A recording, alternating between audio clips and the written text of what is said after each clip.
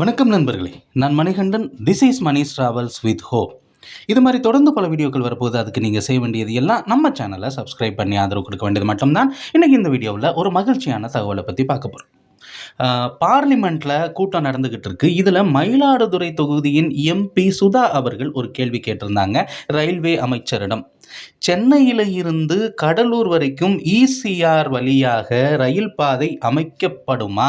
ஏற்கனவே அது கிடப்பில் போடப்பட்டிருக்கிறது, அது மீண்டும் செயல்படுத்தப்படுமா அப்படின்னு ஒரு கேள்வி கேட்டிருந்தாங்க. அதற்கு பதிலளித்த ரயில்வே அமைச்சர் அவர்கள், முன்னாடி புதுச்சேரி பகுதிகளில் சில பிரச்சனைகள் காரணமாக இது நிறுத்தி வைக்கப்பட்டிருந்தது.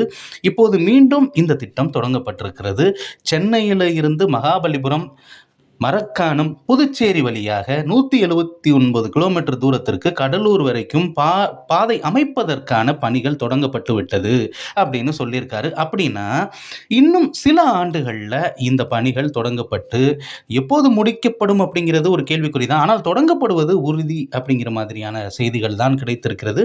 இது மட்டுமல்லாமல் விரிவான திட்ட அறிக்கைக்கும் சில திட்டங்களுக்கு ஒப்புதல் வழங்கப்பட்டிருக்கிறது. குறிப்பாக விழுப்புரத்திலிருந்து தஞ்சாவூர் வரைக்கும் இருக்கக்கூடிய இரட்டை பாதை பணிகளுக்கு விரிவான திட்ட அறிக்கைக்கான ஒப்புதல் வழங்கப்பட்டிருக்கிறது. அந்த திட்ட அறிக்கை கூடிய விரைவில் செயல்படுத்தப்படும் அப்படின்னு சொல்லியிருக்காங்க. அதே மாதிரி விரிவான திட்ட அறிக்கை தயாரிக்கப்பட்டிருக்கக்கூடிய தஞ்சாவூரிலிருந்து காரைக்கால் வரைக்குமான இரட்டை பாதை திட்டத்திற்கு ஒப்புதலுக்காக அனுப்பப்பட்டிருக்கிறது அந்த விரிவான திட்ட அறிக்கை அப்படிங்கிறதையும் சொல்லியிருக்கிறாரு.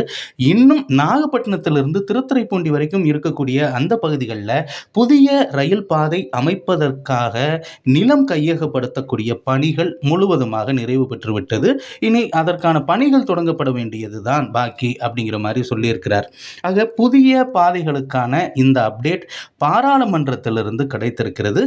இன்னும் குறிப்பாக சொல்லணும் அப்படின்னா, ராமேஸ்வரத்திலிருந்து தனுஷ்கோடி வரைக்கும் இருக்கக்கூடிய புதிய ரயில் பாதை அமைப்பதில் மாநில அரசு நிலம் கையகப்படுத்தாத காரணத்தினால் அது இன்னும் கிடப்பில் இருக்கிறதுன்னு சொல்லியிருக்கிறாங்க. எது எப்படியோ வரட்டும். நன்றி, வணக்கம்.